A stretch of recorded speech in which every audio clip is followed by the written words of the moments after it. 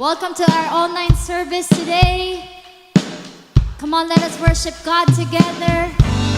Wherever you are right now, come and let us worship our one true God today.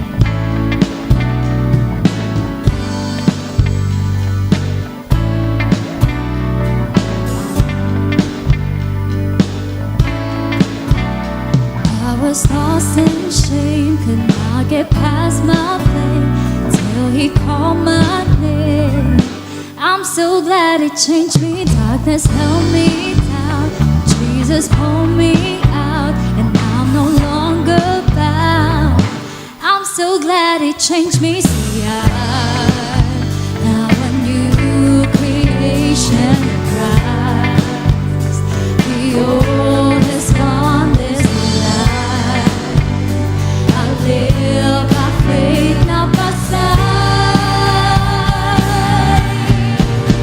There is a new name written down in glory, and it's mine, yes, it's mine. I've read the author of my story, and He's mine, yes, it's mine. Jesus opened my eyes, now I see the light. I'm so glad He changed me. Now I'm walking free, I've got the victory. See, it's all over me. I'm so glad He changed me. See, now a new creation in Christ. The old has gone, this life I live by faith, not by sight. There is a new name written down in glory, and it's mine, yes, it's mine.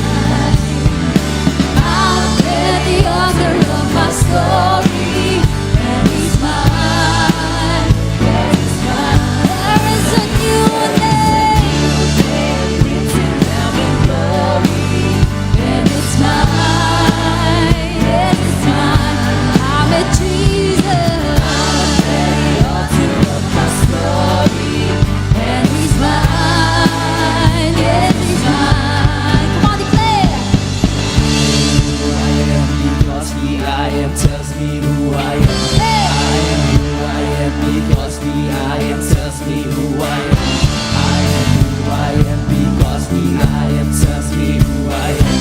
I am who I am because the I am. Come on, let's shout it out. I am who I am because the I am tells me who I am.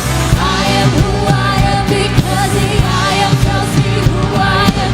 I am who I am because the I am tells me who I am. I am who I am because the I am tells me who I am. There is a new name written down in glory. Come on, church, sing it out. Yes, it's mine. I've read the author of my story, and He's mine. Yes, it's mine. There is a new name written down in glory, and it's mine. Yes, it's mine.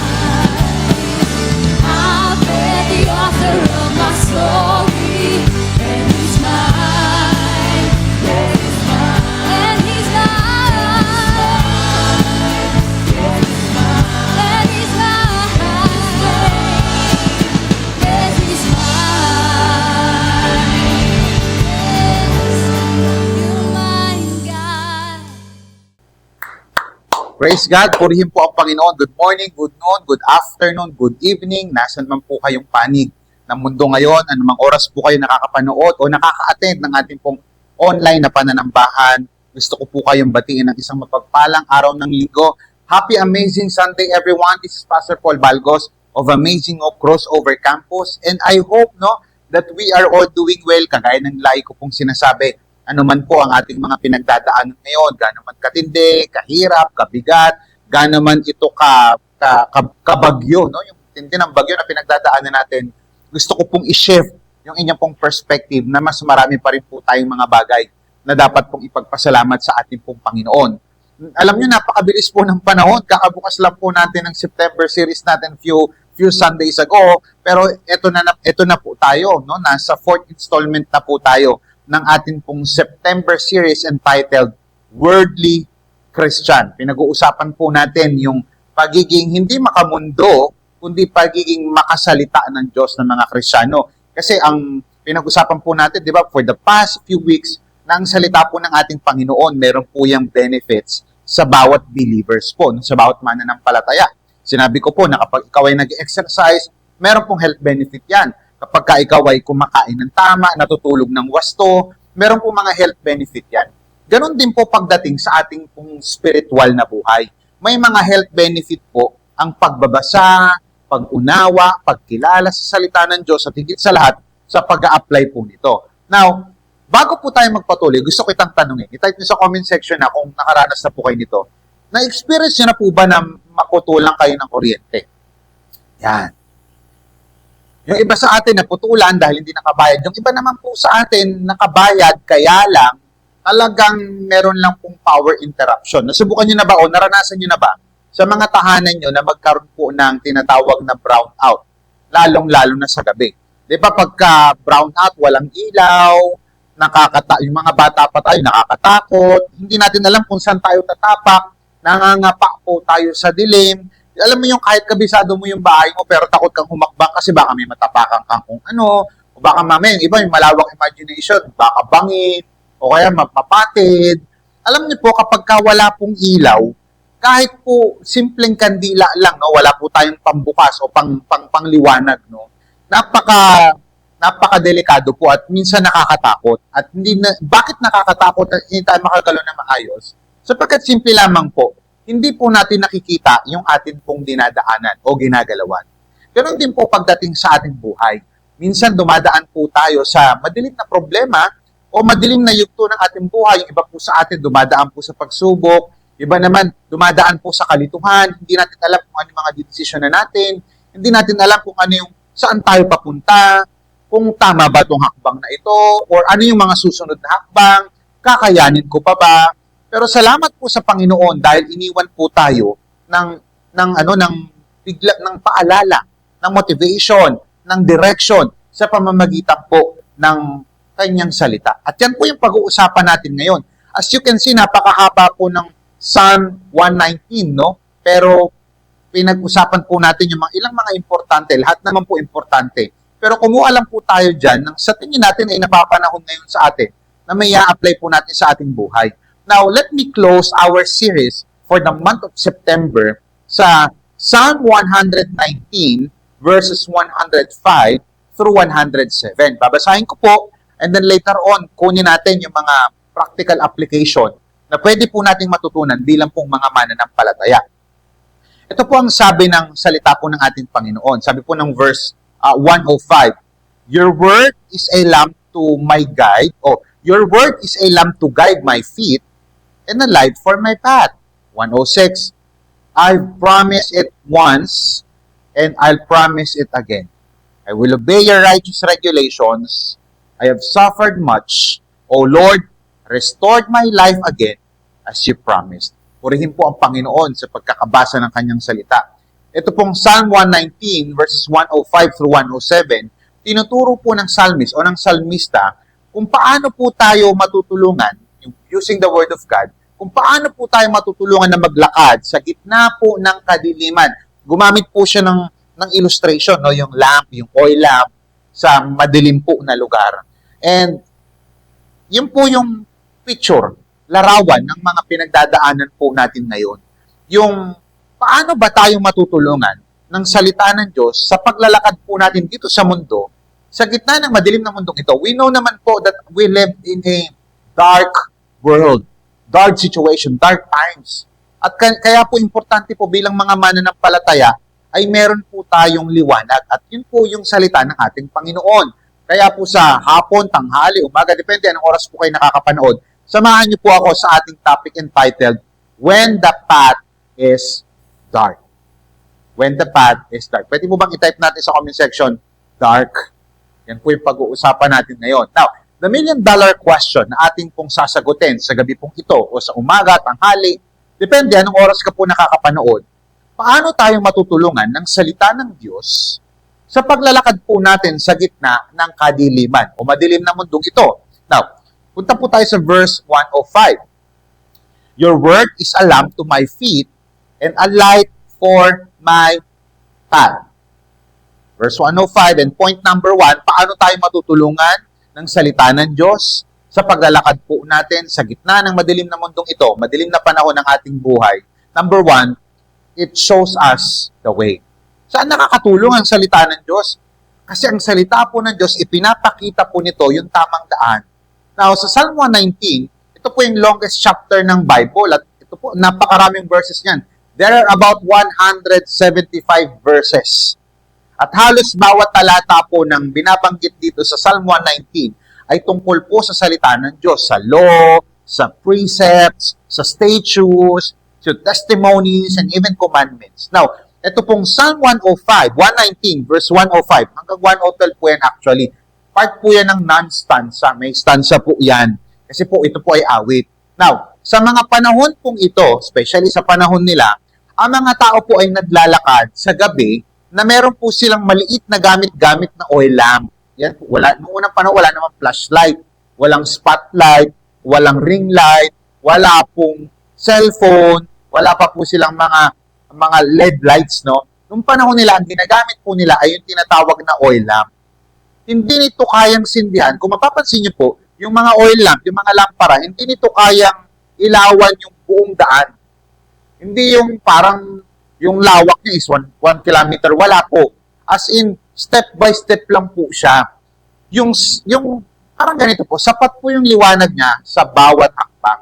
Kaya po sinabi ng psalmist, your word, yung lampara daw, para daw, yung salita daw ng Diyos, para daw po siyang lampara, oil lamp, to my feet, and light for my path. Yan po ibig sabihin yan. Malinaw po ang ibig sabihin na sinasabi ng psalmist, no? Ang salita ng Diyos, siya po ang gabay natin sa bawat hakbang po ng ating buhay. Hindi po ito parang magic na kung saan ipapakita niya yung future mo, yung example, 25 years old ka ngayon, ipapakita ko na sa'yo yung future mo. Hindi siya ganon. Step by step po siya na direction. Kaya nga po sabi po ng phrase na, lamp to my feet. It is a very personal kasi para sa iyong paa. Ito po ay kinakailangan, yung salita po ng ating Panginoon, meron po siyang immediate guidance. Can you type that in the chat? Immediate guidance. Hindi ka maliligaw kapag ka merong ang immediate guidance galing po sa salita ng ating Panginoon. Sabi pa niya, lamp to my feet, light for my path, ilaw po sa aking dinadaanan. So it speaks of, una, meron po guidance, and pangalawa po, it speaks of direction. Makikita natin kung saan po tayo pupunta, hindi po buo yung larawan pero at least nakikita mo, okay, one step at a time, one step at a time. So, ang salita po ng Diyos, what can we learn from this? Ang salita po ng Diyos, nagbibigay po siya ng progressive revelation. Hindi niya ibinubuhos lahat ng detalye sa buhay mo, yung sa future mo. Kaya, bakit ganon? Kasi importante po na araw-araw po tayong lumalapit sa ating Panginoon Diyos sa pamamagitan po ng kanyang salita for guidance and direction. Para saan? Para lalo po tayong matutong magtiwala sa Kanya on a daily basis. Walang pinagkaiba yan sa prayer natin sa Lord na, give us this day our daily bread. But araw-araw, pwede naman yearly, pwede naman semi-annual. Kasi gusto ng Panginoon, araw-araw po tayong nakikipag-usap sa Kanya. Same as with His Word. Gusto ng Panginoon, araw-araw po tayong humihingi ng direction coming from our God through His Word. Now, paano tayo i-guide nito? Sa practicality ng buhay, Pastor. Sa mga decision po natin, kung meron kang career choice, or business deal ka, or meron kang relationship na papasukin, wag lang po tayo umasa sa feelings. O kaya, ito po kasi yung uso Hindi feelings at yung uso ang basihan. Hindi dahil ginagawa ng mga nakararami, gagawin mo na rin. Ito bang gagawin kong decision sa business, sa career, sa relationship? Ino-honor ba nito si Lord? Di ba sabi po sa Proverbs chapter 3, verse 5 to 6, trust in the Lord with all your heart and lean not on your own understanding. In all your ways, acknowledge Him and He will make your path straight. Isa pa, magagamit din po natin ang salita ng Diyos laban po sa mga tukso. Kung meron pong kasalanan na kumakatok sa'yo, dapat ipaalala mo yung sinasabi ng salita ng Diyos Sa 2 Timothy chapter 2 verse 22, flee youthful lusts. Ang Bible po ay nagpapaalala, nagbibigay po ng warning patungkol po sa mga bagay na dapat po natin gawin at mga bagay po natin hindi gawin. Ganon din po pagdating sa pagmamahal sa kapwa. Yung love na tama, ha? Hindi po kasi lahat ng love na narinig nyo ngayon sa social media ay tama. May mga love po na dinidefine na lang ng iba't ibang grupo ng tao, grupo ng mga alam mo yun, ng sino-sino dito sa bansa po natin. Paano natin malalaman kung yung pinopromote ng isang tao o ng isang grupo ay totoo, itong pag-ibig, kung ano po, kung ang sinasabi nila ay in accordance kung ano po ang sinasabi ng mga salita ng ating Panginoon. Yung salita po ng Panginoon pagdating po sa pag-ibig, love is patient, love is kind. It does not boastful, hindi siya mayabang, hindi siya lover ng evil. So kapag ka ang isang pag-ibig nagpo-promote po ng kasamaan at ng love contradiction to God's word, hindi po totoong pagmamahal yon. Para po ang salita po ng Panginoon, para pong ano yan, parang, alam mo yun, parang, alam mo sa sasakyan, di ba, headlight. Hindi naman lahat naiilawan ng headlight eh. Hindi mo nakikita yung buong highway, pero sapat-sapat yung ilaw para makarating ka ng ligtas sa iyong patutunguhan. Ganun po ang salita ng ating Panginoon. Kaya mga kapatid, huwag po natin gawing decoration lamang po yung Bible sa mga estante, sa mga sasakyan natin. Huwag natin gawin yung Bible na parang display lang sa mga bahay natin. Gawin natin, decoration and then direction. Huwag lang decoration, huwag mong gawin decoration, gawin mo siyang direction para sa iyong buhay. Kaya buksan mo ang araw mo at tapusin mo ang araw mo sa pamamagitan ng salita ng Diyos, not as a decoration, but as direction. Palakpakan po natin ang ating Panginoon. Praise God. Pangalawa pong punto, sabi po ng verse 106, I have sworn, basahin ko po sa New King James Version, I have sworn and confirmed that I will keep your righteous judgments. Paano makakatulong o paano tayo matutulungan ng salita ng Diyos sa gitna ng madilim na yugto ng ating buhay, sa gitna ng madilim na mundong ito? Number one, it shows us the way. Ipinapakita po ng Bible ang daan. Pangalawa, it strengthens our will. Pinalalakas nito yung ating commitment sa ating Panginoon. If you're a Christian, you are ought to be committed to Jesus Christ. Ito pong Psalm 119, kagaya po ng binanggit po kanina, acrostic psalm po kasi yan kung aaralin nyo. Hindi po siya kagaya ng ibang sulat sa Bible na pastoral, epistle, meron pong general epistle, meron pong apocalyptic, meron pong historical. Ito po ay psalm, awit, at each section, nagsisimula po yan sa Hebrew letter. Ito pong verse 6, part po yan ang sinabi ko kanina ng verses 105 hanggang 112. Ito po yung na stanza. Na kung saan ang psalmist, ang focus niya dito na, di ba yung buong psalm po, naka-focus po yan sa salita ng Diyos. Now, ito pong na version, NUN, 105 hanggang 112, naka-focus po ang psalmist sa salita ng Diyos bilang liwanag. Kaya po yung tema niya, light in this dark world. Tapos po sa verse 5, kanina binasa natin, dinescribe po na yung ilaw daw ay guidance. Pakitype nga po sa comment section, guidance. Now, pero yung psalmist, I want you to catch this para makuha niyo yung point. Bakit yan yung nilagay kong point? Ito pong psalmist, hindi po tumigil doon. Kanina tinype nyo guidance, kasi nga yung verse 105 guidance. Yung 106, ang salita po ng Panginoon, hindi po humihinto lang sa pag-guide sa'yo. Ang salita ng Panginoon, nagde-demand po siya ng response. Everybody say response. Yes, may guidance tayo, pero ano yung respond mo sa nag-guide sa'yo? Kaya sa 106, makikita natin yung kanyang commitment. Kaya sabi niya, I have sworn. Sumumpa ako, nangako ako yun. Nangako ako. At kinonfirm ko pa ito. Ibig sabihin, hindi lang siya nagdidesisyon every Sunday. Hindi lang siya nagdidesisyon once a year. Ito po ay paulit-ulit at seryosong panata sa pagsunod, meaning pag-commit sa salita ng ating Panginoon.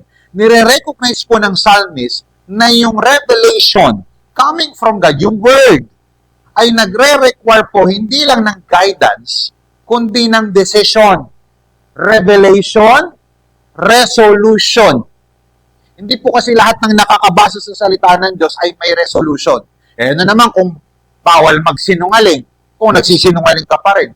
Meron kang guidance, kaya lang wala kang decision. May revelation, kaya lang walang illumination. Hindi mo na i-apply. Kaya walang application kasi hindi mo ito nagigets talaga.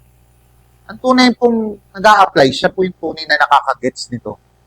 Kaya po sabi niya, I have sworn. Isa-isa natin, himay natin. I have sworn. Ito po ay language ng covenant at ng pagpanunumpa. Mga kapatid, nung panahon po nila, hindi po biro yung panunumpa. Ganon din po dapat sa atin. Once na sinabi natin, I will follow Christ, I will follow God, hindi po ito biro, hindi yung pabago-bago ng desisyon. Hindi yung September hanggang December, Christian ka. Tapos, January to June, hindi ka na namang Christian.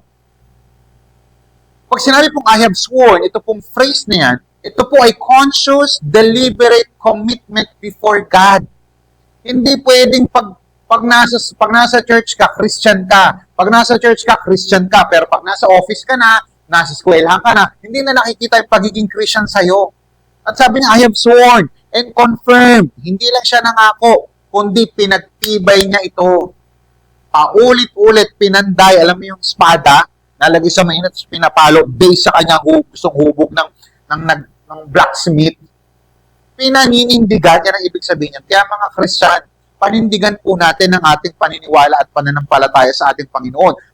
Sabi ng phrase na ito, that I will keep your righteous judgments. Hindi niya sinabing, I will admire or I will read. Wala pong masamang ma-admire nung umahanga ako sa salita ng Diyos. Wala pong masamang magbasa sa salita ng Diyos. Yan naman po talaga ang goal natin, basahin. I admire, hindi niya sinabing I will admire, hindi niya sinabing I will read lang.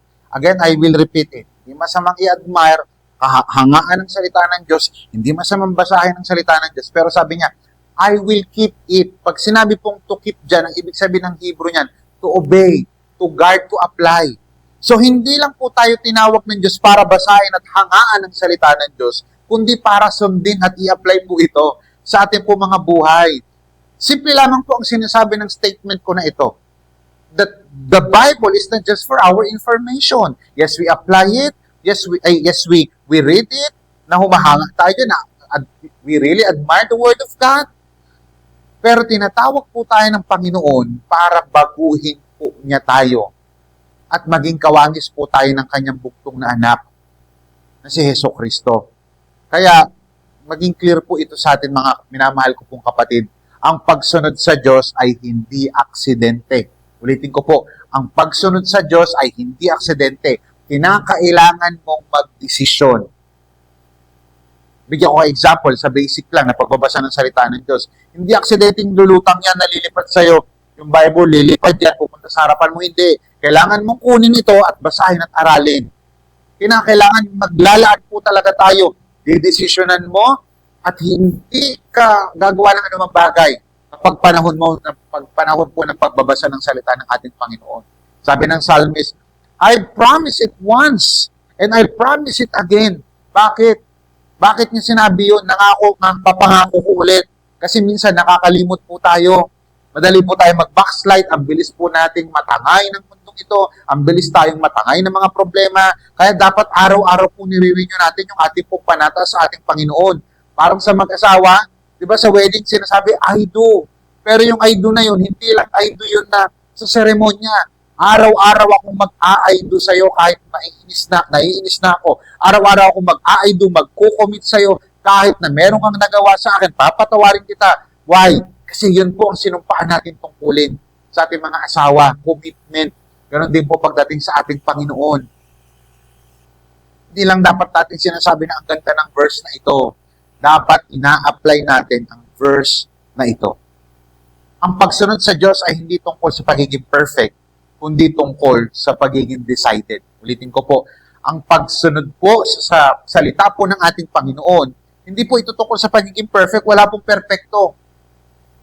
Hanggat nabubuhay po tayo dito sa mundo, hindi po tayo perfect.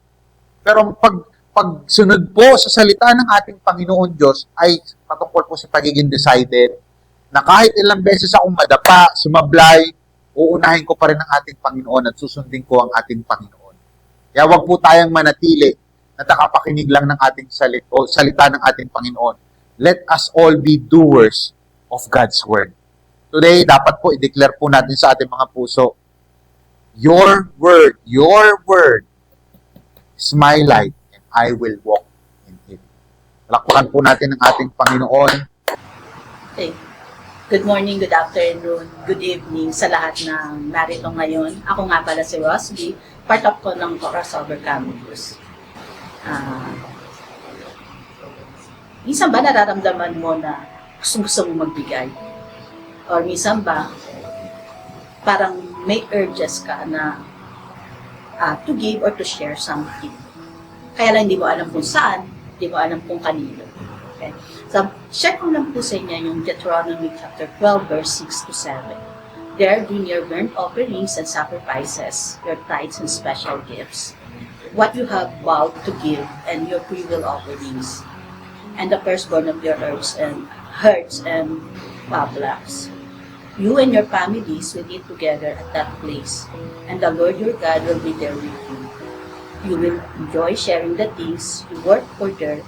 You'll remember that the Lord your God blessed you and gave you these good things. So, bakit ganun yung tanong ko? Kasi, as a Christian, at naniniwala sa Panginoon, there are times na ang nineglect natin is yung pagbibigay. May urges na, may needs na, tinatawag na tayo, pero nagdadalawang isip tayo. Kasi we don't know kung saan at kanino natin to ipagkakaloob. So, tandaan po natin, nung bago tayo nagkaroon ng mga blessings sa buhay natin, yung pamilya natin, yung hanap buhay natin, yung kayamanan na ini-enjoy natin ngayon, binigay ito sa atin ng Panginoon. No one and nothing comes na hindi nanggaling sa Panginoon. So, ibig kong sabihin po, kapag may urge na po, or as a Christian, ang kailangan natin gawin is to see to it that whatever we enjoy right now sa buhay po natin, binibigay natin kung ano yung nararapat na ipagkaloob natin sa ating simbahan. Kasi hindi naman po ito kung saan lang. Kasi di ba, may mga anak tayo na pinaglalaanan natin ng panggasto sa pag-aaral. Sa bahay, meron tayong pinaglalaanan din na panggastos. Minsan nga, nagbibigay pa tayo sa ating mga kaibigan. Bakit hindi natin ang bigyan ang Panginoon? Ang ating pong tithes and offerings ay isang responsibility. O sabihin natin, isang must na ipagkaloob natin sa Panginoon. In doing this, hindi lamang po tayo yung nable-bless. Nable-bless din natin yung church, nable-bless din natin yung mga gawain ng Panginoon. At higit sa lahat, nakipapakita natin na yung faith natin ay tunay. Hindi lamang half, hindi lamang dahil nable-bless tayo, sumasamba tayo sa Panginoon. Hindi yon. Dahil uma-attend tayo sa church, yun na yung natin, faith natin. Hindi. Kung talagang naniniwala tayo at kumakapit at nagtitiwala sa Panginoon, our tithes and offerings will sabihin natin na living testimony that God is very faithful to us, that God is giving us enough provision, and sometimes ini-exceed niya yon for us to give back naman sa Panginoon. So, tithes is just 1/10. 1/10 lang po naman yan ng ating kinikita. So, tayo nga, minsan meron tayong tinatabi para sa pamilya natin, sa sarili natin. Bakit hindi tayo magtabi para sa Panginoon? And to tell you honestly, kapag ginawa po natin ito ng bukal sa loob po natin at meron po talagang conviction sa sarili natin na to give kung ano yung nararapat sa Panginoon, tingnan natin, ikaw mismo, mararanasan mo palalo ang pagpapala. Kasi the more we give, the more we receive. Diba yun naman po, alam naman po natin yun. So, bakit hindi tayo magbigay sa Panginoon? At hayaan natin ang Panginoon ang magpala sa atin at magbigay pa ng mas malaki, mas malawak at mas marami para po sa ikabubuti ng ating pamilya at the same time po sa atin naman, para naman sa ikabubuti ng ating simbahan at sa ikabubuti po ng gawain ng simbahan. Yun lang po, kung ano po natin, let's give po ng our tithes and offerings para po sa kaluwalhatian ng Panginoon.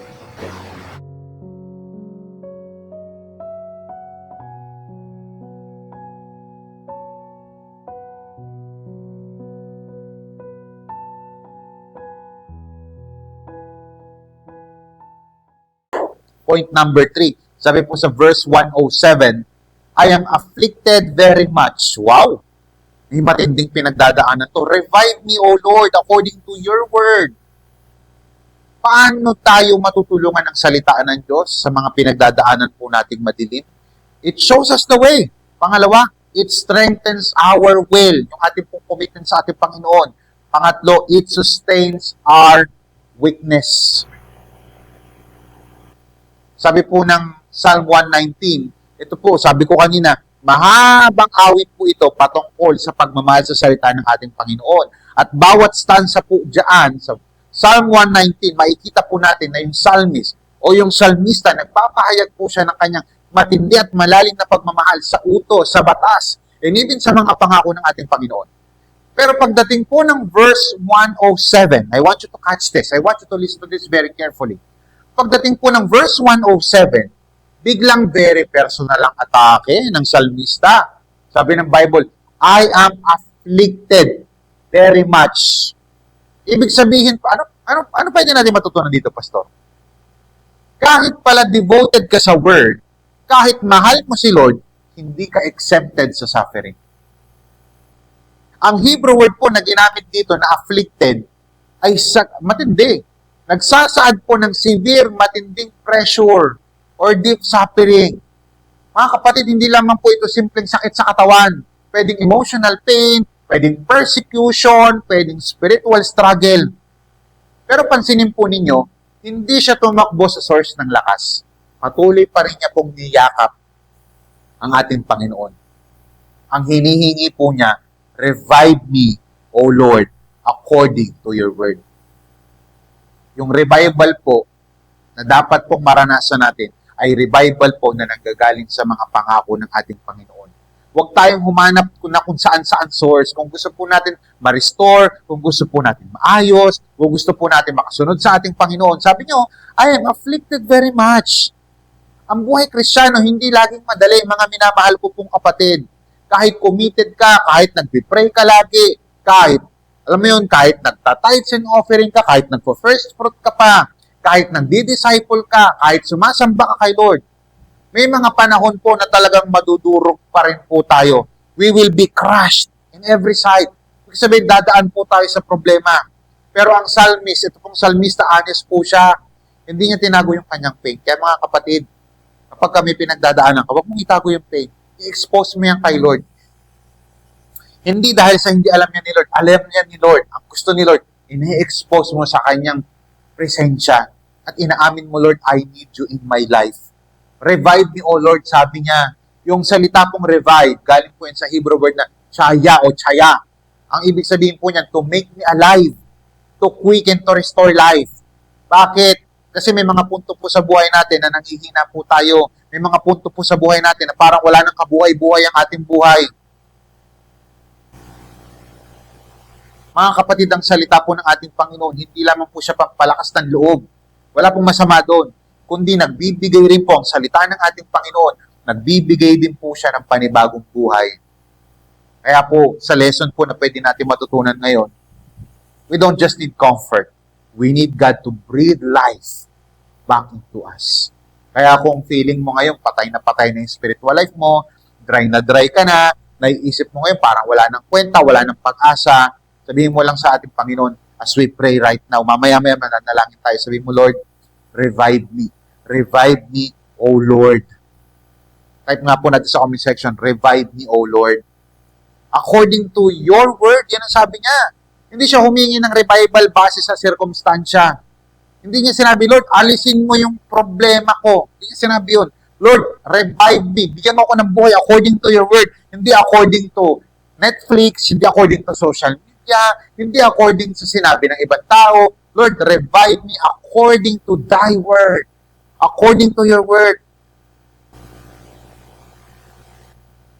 Kahit minsan may mga punto sa buhay natin na hindi pa nawawala ang problema, importante meron kang it is written, meron kang salita ng ating Panginoon. At yung salita po ng ating Panginoon, yan po ang magbibigay ng kalakasan sa mga pagsubok na ating pong pinagdadaanan. Gusto ko pong sabihin sa inyo, if you want to be revived in your spiritual life, in your spiritual walk, revival is not grounded. It's not grounded in feelings. Hindi po yan rooted sa feelings. It is grounded in God's unchanging word. Kaya kapag kasugatan ka, ang salita ng Diyos ang nagbibigay sa iyo ng pag-asa. Hindi ko po alam kung saan ka broken ngayon. Maaring iniwan ka ng nanay mo, ng tatay mo, iniwan ka ng mahal mo sa buhay, hindi ka pinansin ng crush mo, naghiwalay kayo mag-girlfriend, boyfriend, iniwan ka ng parents mo, nawalan ka ng trabaho, you are broken-hearted right now. Gusto ko sabihin sa iyo, ang pangako ng ating Panginoon Diyos ay nagbibigay po ng assurance sa mga broken na kagaya mo. Sabi po ng Psalm 34:18, the Lord is close to the broken-hearted. Sa mga kapatid ko naman po kayo na pagod na pagod na daw siya, ang salita po ng ating Panginoon ay nagbibigay po ng kalakasan. Parang cellphone po kasi tayo kung minsan nadolobat na kinakailangan po natin pumunta sa ating charging station. Now, tanungin kita ngayon, saan o sino ang charging station mo? Iba sa atin, pahinga alak. Iba sa atin, pahinga aircon. Iba sa atin, pahinga pera. Walang masama sa pera. Walang masama sa aircon. Ang point, kapag ang kaluluwa na ang kinakailangan ng charge, hindi mo mahahanap kung kani-kanino yan. Kapag kaluluwa mo na ang kinakailangan ng charge, kay Lord ka pupunta at kay Lord ka po lalapit. Ang charging station po ng mga Kristiyano ay ang banal at makapangyarihang salita ng ating Panginoon. Why? Because the Word of God is the one who will restore and renew our strength. Kapag ka nalulumbay ka, si Lord po, yung kanyang salita ang nagbibigay o magbibigay ng liwanag sa iyo. Ang salita ng Diyos, hindi lamang po yan instruction. Yes, may mga passage talaga sa Bible, nagbibigyan tayo ng instruction. Nagbibigay din po siya, hindi lang ng instruction, kundi ng encouragement para magkaroon po tayo ng pag-asa sa buhay. Kaya kapatid, kapag ka nararamdaman mo na sobrang bigat na ng buhay mo ngayon, huwag mong hayaan yung depression, yung entertainment, o yung mga maling relationship ang maging source ng lakas mo. Ulitin ko po, kapag kami pinagdadaanan kang mabigat ngayon, huwag mong hayaan na ang depression, entertainment, even mga wrong relationship, ang maging source ng lakas mo sa buhay. Buksan mo ang Bible mo. Pakita mo nga sa comment section, buksan mo ang Bible mo. Doon ka humugot ng lakas. Huwag kung saan-saan, huwag kung kani-kanino. Why? Kasi ang salita po ng ating Panginoon, yan po ang nagbibigay ng tunay na buhay at kalakasan sa ating pong spiritual life. So in conclusion, paano tayo matutulungan ng salita ng Diyos sa paglakad sa gitna ng dilim? Una, it shows us the way, it strengthens our will, and it sustains our weakness. May mga kahinaan po tayo, pero ang nagsusustain po niya ng ating pong Panginoon. Mga kapatid, kung titignan po natin yung Psalm 119 verses 105 through 107, para po siyang journey sa dilim. Para ka naglalakad sa dilim. Una, sabi ng psalmist, your word is a lamp to my feet and a light to my path. Gusto ko po matutunan po ninyo na sa hapon po ito, umaga, tanghali, gabi, depende ang oras po kayo nanonood. Merong ilaw para makita po natin ang daraanan. Meron din po dapat tayong commitment sa harap ng mga problema kinaharap po natin. Pangatlo, meron din pong lakas na pinoprovide ang salita ng Diyos kahit mahirap pa ang ating mga pinagdadaanan. Gusto ko po sabihin sa inyo as I end, ang liwanag na nagbibigay po ng direksyon at guidance sa ating buhay, wala na pong iba kundi ang ating Panginoon. Yes, ito ay written word, pero kung meron po tayong tinatawag na living word, and He is Jesus. Si Jesus Christ po ang nagbibigay ng liwanag sa madilim pong mundong ito. Sabi po ng Bible, John 14:6, I am the way, the truth, and the life. No one comes to the Father except through me. Sinasabi rin po ng Bible na si Jesus Christ ang light of this world. Yes, tayo po ay light din ng mundo, pero ang ultimate light ng mundo ay si Christ. Tayo ay reflection lamang. Ang araw, siya yung liwanag, yung buwan. Nakikita natin na liwanag sa buwan, scientifically explained, na nakikita natin liwanag sa buwan, reflection nyo ng liwanag ng araw. Ganon din po sa atin. Ang pinaka-light po ng buhay natin at ang guide natin, si Jesus at ang kanyang salita. Mga kapatid, manalangin po tayo. Let's close our eyes and bow our heads. Ang salita ng Diyos, kapatid, gusto kong ipaliwanag sa'yo habang nakapikitang yung mga mata at nakayukuang yung ulo. Hindi lamang po siya ilaw na nagbibigay ng gabay sa atin. Hindi lamang po siya batas na dapat sundin. Ito rin po ay buhay na nagbibigay muli ng sigla sa ating mga tumatamlay at namamatay ng mga kaluluwa o spirito. Kapatid, baka ngayong gabi o umaga, tanghali, depende anong oras ka nanonood, baka ramdam mo na nasa dilim ka. Hindi mo alam kung saan patungo ang buhay mo, o baka naman ramdam mo na napakabigat ng pagsubok na pinagdadaanan mo, pagod ka na, parang wala ka ng lakas para magpatuloy. Pakinggan mo ang tinig ng Panginoon Diyos sa pamamagitan ng kanyang salita. Revive me. Sabi mo kay Lord ngayon, Lord, revive me according to your word. Kapatid, hindi mo kailangan lumakad sa dilim mag-isa. Hindi mo kailangan umasa sa sarili mong lakas. Kasi kapatid, gusto ko sabihin sa'yo, ang Diyos ay may salita para sa'yo. Ilaw, may direksyon, may lakas at may buhay na ino-offer ang ating Panginoon Diyos. So kapatid, if you come here for the first time, why don't you consider surrendering your life to Jesus? Sabi mo lang, Lord, I admit that I'm a sinner. I admit that I am in darkness. Mukha lang akong maaliwalas yung mukha ko, pero I am empty. I admit that I'm a sinner, and I admit that I cannot save myself. I need you, Jesus. Christ died for you. Believe in the gospel. Repent of your sins and confess it from your heart to your mouth that Jesus Christ is Lord. And starting today, kung totoo kang nagsusuko ng buhay mo kay Lord, isang malaking pruweba o ebidensya, magpapatuloy ka. Hindi ka nababalik sa dati mong buhay, hahanap ka ng isang Bible-believing church, including this church. Magpapadisciple ka at magpapatuloy ka. Lord, I also pray for my brothers and sisters in Christ na nadi-discourage at may matinding pinagdadaanan ngayon. I pray, Lord God, that you renew them, heal them, restore them, and provide for them. Maraming salamat po, Panginoon Diyos. Pagpalain niyo po ang mga kapatid ko na sumama sa buong buwan po ng September para po pag-aralan ng inyong salita. Para marami po kami matutunan patungkol sa pagiging worldly Christian. Yung mga Kristiyanong mahilig, mamahal sa inyong salita at ina-apply ito. Maraming salamat po, Panginoon Diyos. Ito po aming dalangin sa pangalan ni Jesus. Amen at Amen. Palakpakan po natin ang ating Panginoon. Kung ikaw ay na-bless sa mensaheng ito, i-type mo sa comment section, I am blessed. Come on, type na rin the chat, I am blessed. Kung ikaw po ay napagpala ng gawain ito, i-share mo ito. Kung iusap ni Pastor, i-share mo ito so that many people ay ma-encourage ngayon at ma-encounter din nila, malaman nila na may Jesus Christ na nagmamahal sa kanila. Magpalain po kayo ng Panginoon. See you po next Sunday para sa ating, bilis ng panahon, October series na po tayo. Abangan nyo po yan sa ating yung mga posters natin, mga announcement natin sa ating official Facebook page na Amazing Hope Crossover Campus. This is Pastor Paul na nagsasabing mahal ka ng Panginoon. Mahalin mo rin siya ng tunay. God bless you.